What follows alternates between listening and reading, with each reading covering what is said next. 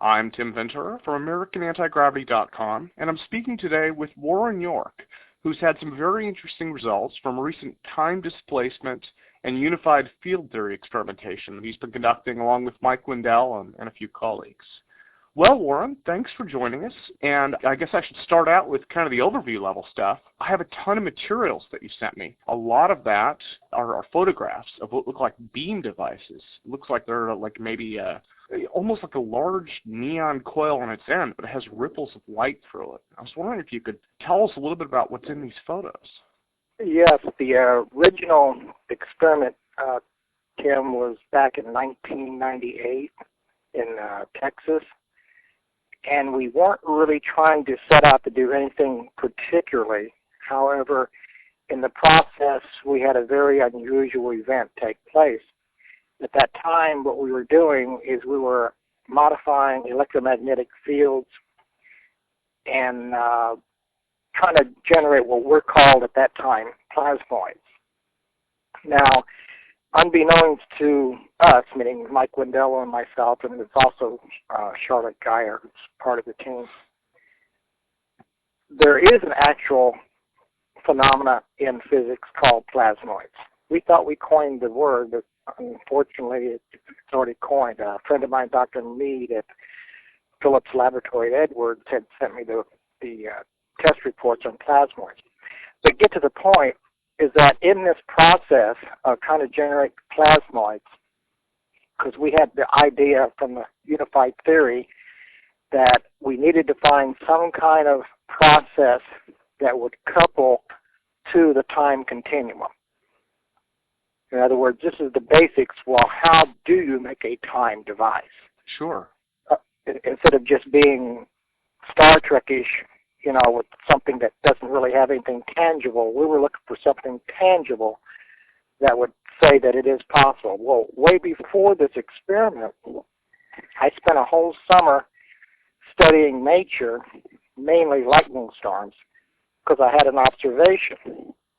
And I conveyed this information to Mike. Now, as you know, and I hope I don't digress too far back for you, but my physics professor in college was from China, and he told me if you ever have a problem in physics, to look at nature for the answer. Yeah.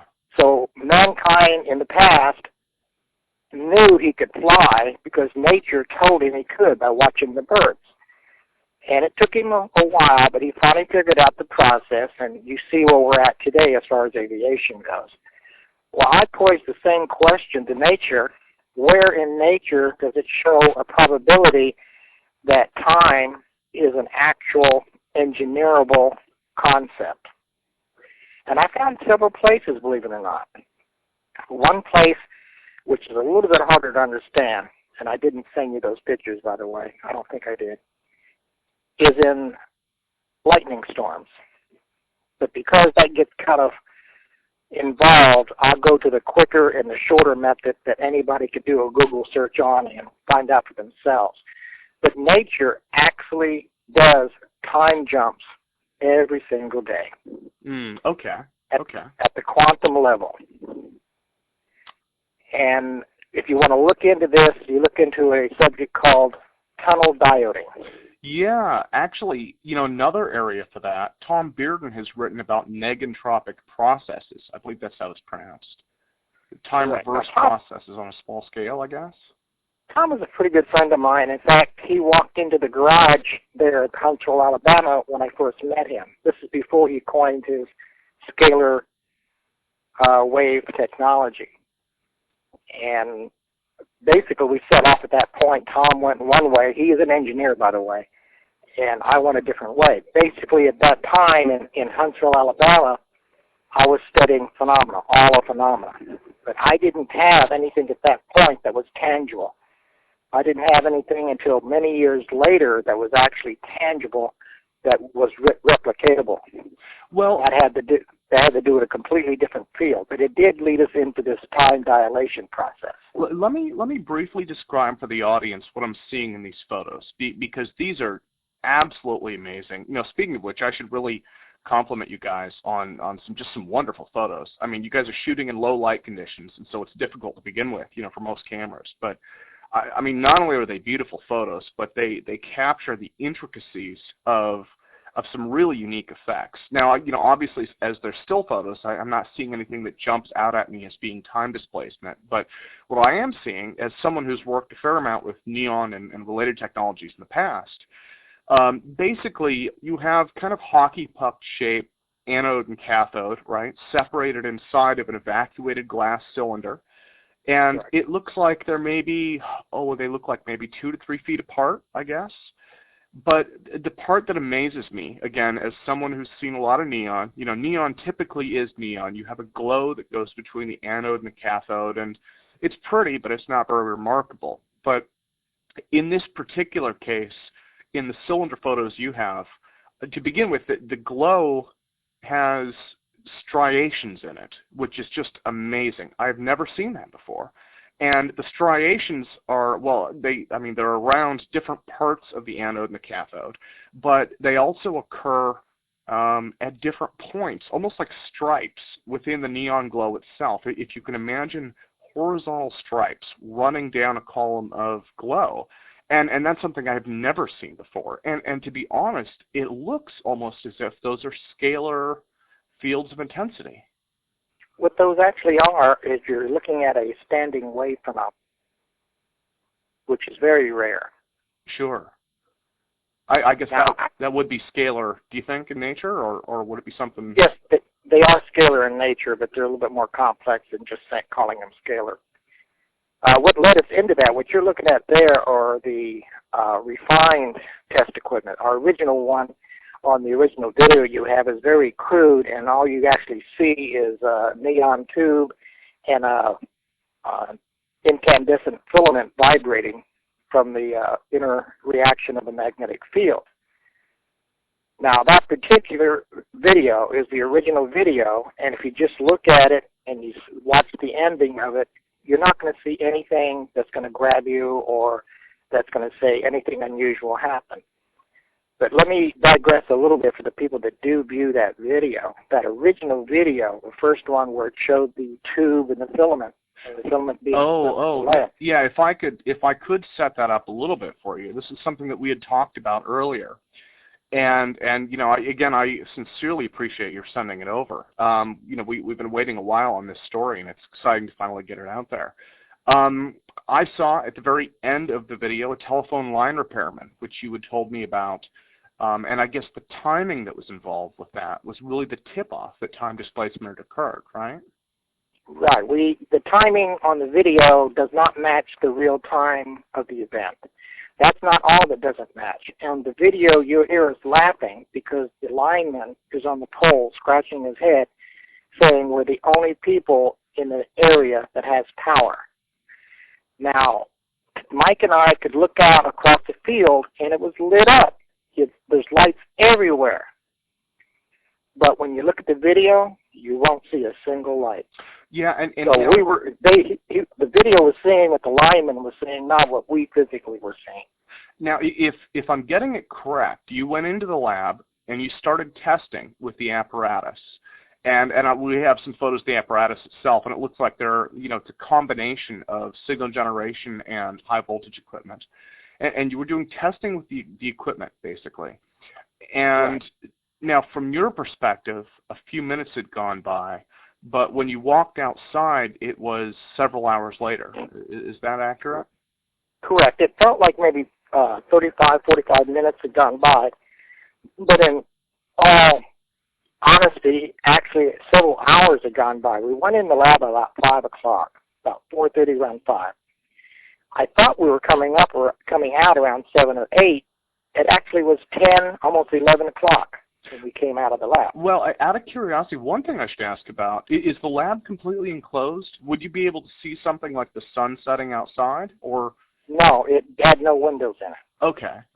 It was totally enclosure. So you were expecting to walk out then and see light, and instead you walked out and it was pitch black. Well, we were fixing to shut down for the day because we had broken the experiment for that evening, kind of tinkering around. And the only thing we had noticed was a tremendous amount of energy was used somewhere, but we had nothing that actually burned up. And, this was curious, but we didn't think anything spectacular had taken place. And as we opened the last door, here's this lineman going clunk, clunk, clunk across the backyard. It's dark out. And we filmed him climbing the pole and up on the pole. And this is what he said, that we were the only ones that had lights, and we thought that was funny, so we laughed about it. And that part's in the video if you listen. However, we still were not aware of anything greatly unusual taking place. We had no idea at that time yet about some kind of distortion occurring because we didn't have any clue. We thought the lineman was pulling our leg.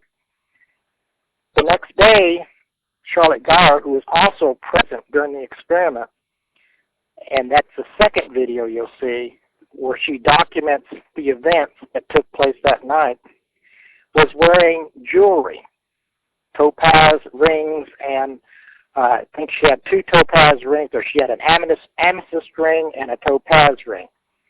She did not wear the pennant. The pennant is the control item that was left back at her house. Okay. She called me the next morning, and she told me that her rings that she had on, the topaz one and the amethyst one, had turned clear. Now, how close was Charlotte to the equipment when this had happened? She was about 12 to 40 feet away during the time during the experiment. Oh, okay. 12 was about the closest she was. I was right up on target, and so was Mike. Now, did you notice any other effects that would be time displacement effects? I mean, it would be difficult to guess, but light bending strangely, or maybe a Doppler shift. Did the lights, and maybe wouldn't even be indicator. The behavior of the filament was strange, but it didn't key us into any strange time effects. But the way it was behaving, in fact, at one point, which is almost impossible to prove, the filament actually went through the glass on the outside and came back in. Okay. But that's too extreme to try to throw out to the public, plus the thing broke and we had no way of proving that afterwards other than the video we had taken. It almost sounds like the Hutchison effect, where you have materials melting into each other in a way. Exactly. Extremely. We didn't really put too much emphasis on anything really unusual happening until Charlotte called about her rings changing coloration. Now, this is the important part of that video, because that is the real meat of the event. We took the rings to the geology lab there at the university, UTEP, to try to get them to analyze what may have happened. And they came up with the conclusion that in order for the orbits of the electrons in the gems to have changed position, one of 3 things would have had to happen: extreme heat, extreme gamma ray, or extreme X-ray, of which any one of those 3 would have killed all of us in the room. Sure. To the amounts that were needed to do that. Well, and it makes sense. I mean, crystals are hard. These are, the molecular structure there is set. And to be able to change something that's that locked in, those kind of hard and fast chemical bonds, would cause enormous damage to the human body. Plus, this also goes to the comparison with the Hutchison effect. It sounds like you're using similar equipment, right? A high voltage alternating current, right? Almost Tesla-ish equipment. And then high frequency, yes. Yeah, these are also very, I would say different, but Hutchison noticed molecular changes also.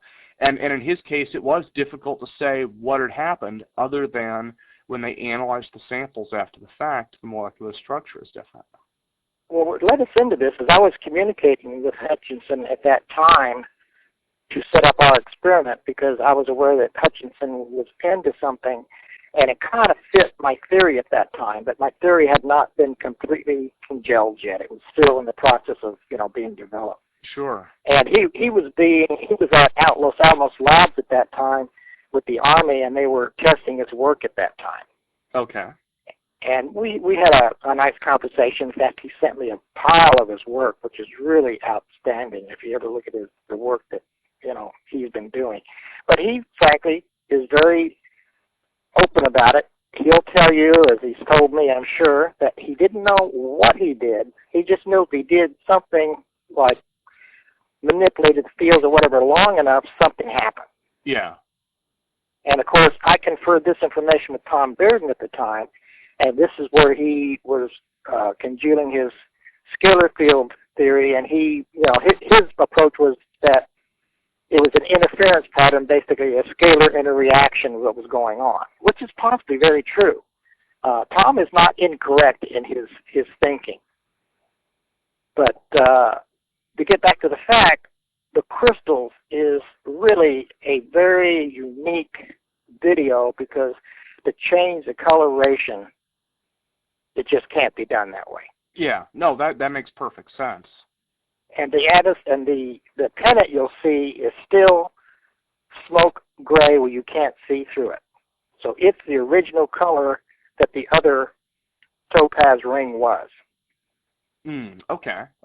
But both rings, the rings were involved in the experiment, are a slight yellow but almost clear, almost solid, which you'll see very good in the video. If you run it toward the end, there's a section where I did close-ups of the actual ring. So that really covers both of the videos that we'll be putting up then. Again, the first one really shows the tube and the filament in kind of that resonant mode. And then the second shows, it's actually an interview with Charlotte Geiger that you filmed. And you really... At the end of the first one, where the man's on the line pole, was a key to us as something was unusual because of the lights not being visible in the video when we physically were there and we physically saw them. Sure. But we can't prove that to you or anybody else. All you can see is what's on the video. Yeah. Okay. Well, now in terms of the unified field theory itself, I mean, you have these anomalies that you're working with, and I think that a lot of these came out of a theory that you were developing at the time, right? And so you've got some notions in your mind about how you're progressing theoretically speaking, and then you start to see these results, and you plug those back into the theory. Can you tell us a little bit about some of the insights you've made about nature as a result? Well, one of the first things we've noticed is that crystals are unique, but not magical, okay? In other words, there's nothing New Age about this. This is strictly down-to-earth physics. The unique factor about crystals is they will maintain an optical holographic pattern, just like a recording tape will retain an audio distortion signal, or et cetera, et cetera. Sure. And the unique thing about that is we can encrypt, meaning we can encrypt any kind of a pattern within the crystal, and it will maintain that image unless we do something else to the crystal. We found out that if we put a state of dilation, which is part of the theory, this is not accepted out there, and it's not something I'm trying to push on anybody. But I believe the spookiness from the theory, from what I've seen so far, that when you talk about physical world and you talk about the quantum world, you talk about physical math and you talk about quantum math, as you know and everybody else knows by this time, they don't add up. There's something wrong. It just falls apart at the quantum level. Yeah.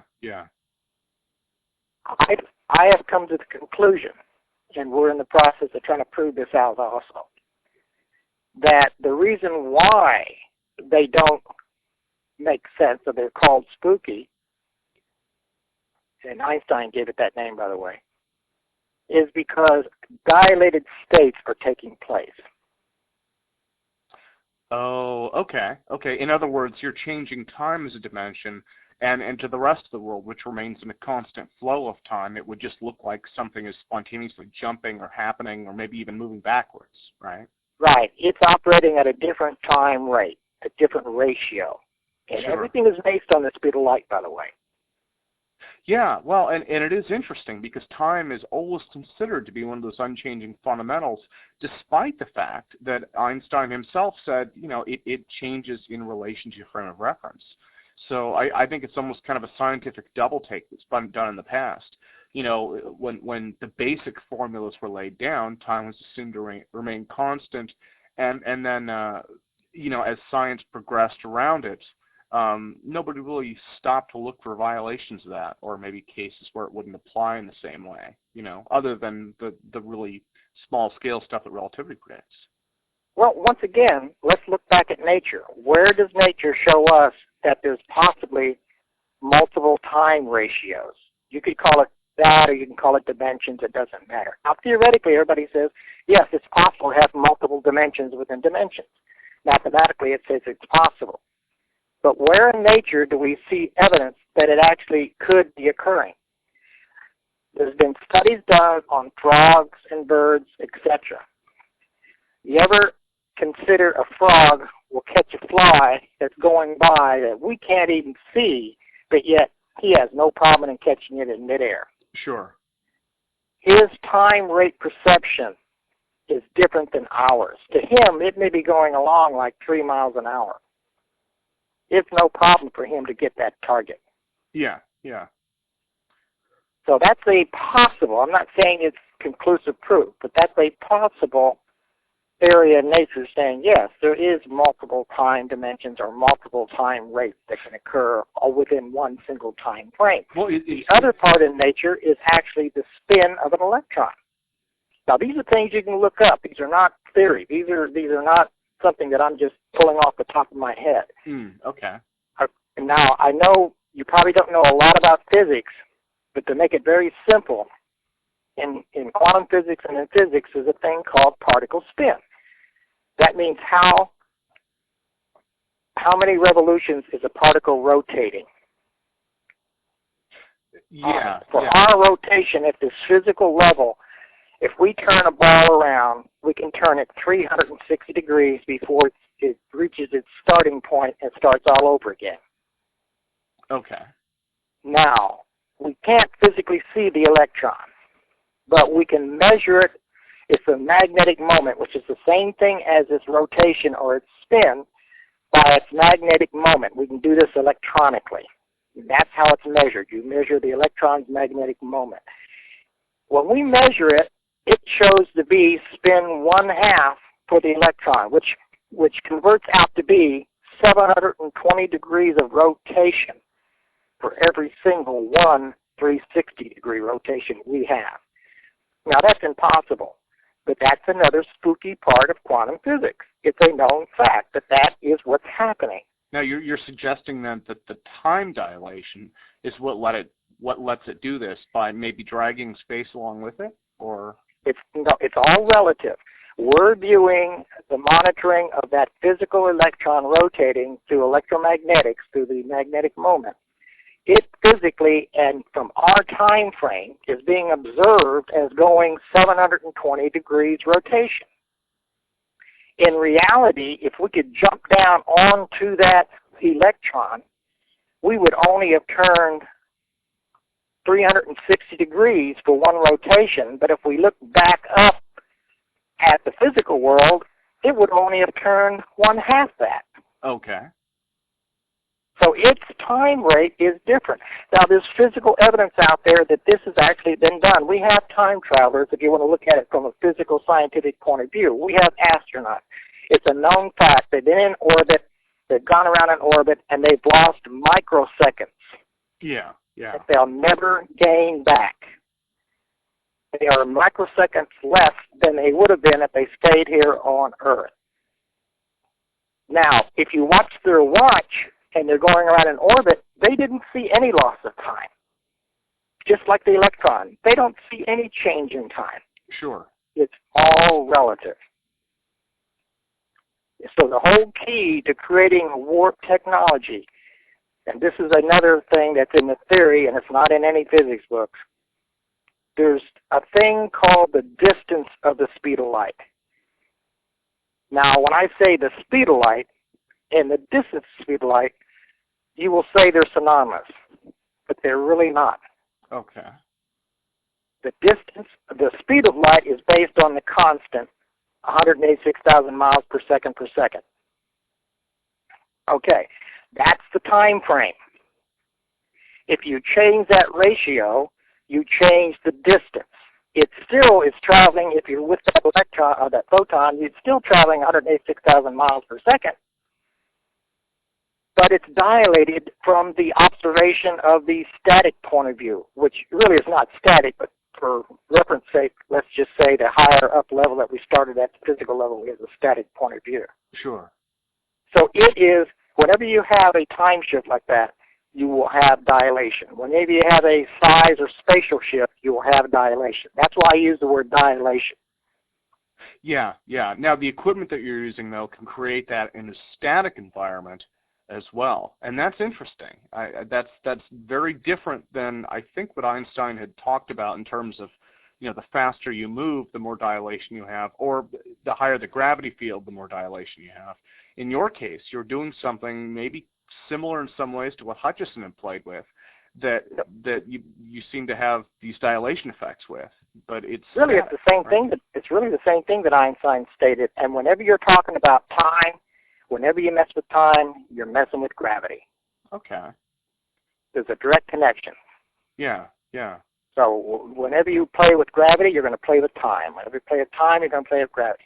So now we have a physical concept of how can we actually achieve such phenomena in the lab. And this is basically what we're at this point. We don't have all the answers, don't get us wrong. But we have phenomena occurring, and it's almost to prediction of the theory to this point. Well, let me actually play off that for a moment and ask, now, in terms of moving experiments forward, I know that one of the areas, well, actually, I guess I should ask about this. Are you guys seeking funding? And if so, what kinds of experiments would you put that into in terms of moving this research forward and maybe doing more profound experiments in the future? Well, we actually did receive funding today from what I have been gathered, and it's an extreme amount of money. But I'm not in a position right now to release any of that information until all parties have, agreed to what we need to agree upon. Oh, okay. So it's already in the works then. You guys are already working on new ideas and moving it forward to that next step. Yes, we're not throwing out other funding because, as I said, I don't know if the deal has actually been locked down yet or not. I understand that it's still in the making, but it's been a long time coming. And in this time and age, the funding is just about non-existent out there. Yeah, it's definitely, I would certainly agree, it's difficult. But now, in terms of the theory itself, can you give us the website link so that the audience can visit and hopefully read about the theory online? Yes, the easiest way to it, and you can ignore my business website, but I've had it up there as a front door right now, and keep in mind, I do all my own web work, and I've had to take the page up and down 3 times because companies buy out other companies because all the addresses keep changing on me. Sure. So it's not a complete website like it used to be, and there's still some errors in there. But as I get time, I go in there and I work on it, I update it, and I put a new update on the articles that I've changed to keep anybody constant or up to date. So if they say, oh, I already have that article, they can look at the date and see if maybe I've added something new or altered something. But there is what I call, before the theory came out and the book was published, I used to call my theory the final theory. But there is an actual book released now called The Final Theory. And since it's already been published and released, and mine's still a draft format because it's still ongoing, if you put out a unified field theory, you have to address almost everything. Yeah. You can't ignore something. And the theory I've read from the final theory at this point is just an idea. It doesn't really have any meat to it that you can walk into the laboratory and try it out. Our theory has that. You can take parts of our theory, walk into the lab, and run your own tests and come to your own conclusions. You don't have to accept what I'm saying. So that's where I'm at. But I have a lot more work to go. In my theory, you'll find third-party work that were unaware of what I was doing, and their test results match my theory up 100%. Oh, okay. Okay. When you look at things called surface electron imaging, we did that on the electron. The electron, by the way, we call it the YGEM, standing short for York-Geyer electron model. That's where Charlotte comes in. Oh, okay. She did the theoretical work with me on that actual electron, and all that electron is our model of the electron. Why is it different than the regular model of electron? Because the regular model of electron is considered a prime particle. it can't go any lower. Ours goes lower. Ours is based on light. Yeah. Now again, your website URL was To get to the website, let me take you to the short one because people won't remember the real long one. The short one is simply ebook pubmaster, that's one whole word, dot W as in whiskey, S as in Sierra. okay. So it's ebook pubmaster.ws. Right, ebook pubmaster.ws. Now, when you come to that page, you'll notice in blue, 4D for science, whatever, and you'll see one that says research. Those are links to websites. The one that says research is a link to my website. So click on the research. Don't worry about the business deal there. That's for, people that want to get involved in the, money aspect. Sure. I put that up there because I was looking for funding to continue the research, and we're just going to have to shut down. Hopefully, it's in the bag at this point. Well, so that's we're not awesome. going to throw anything out. Yeah, that's awesome to hear that you guys are moving forward with things. Well, Warren, we're just about out of time for today, but I wanted to say thank you yet again for the wonderful photos. And we're going to also work up a written interview with yourself and or Mike and see if we can put some of the photos in there to help the audience get a better feel for kind of what the look and feel of this device is. But I wanted to say thanks again for the interview and for sending all this wonderful info out to us, and that the videos will be online soon as well. Okay, let me add one more thing to people that go to my website. If you click on the yellow booklet, go to Final Theory, it'll bring up the actual PDF file where you can read the book, which is ongoing, and I keep it updated. I also will be adding some papers because I've developed a math aid that I call 4D Unified Math. So if there's people that are math inclined, you may want to look at that because it's a very unique process. But, if you click on the icons, it's all self-explanatory. As long as you have a PDF reader, you should bring up the papers and should be able to read them in. I recommend anybody that wants to, feel free to contact me through my email address, and I'd be more than happy to answer any questions. Great. Well, thanks again, Warren. Have a nice evening. You too, sir.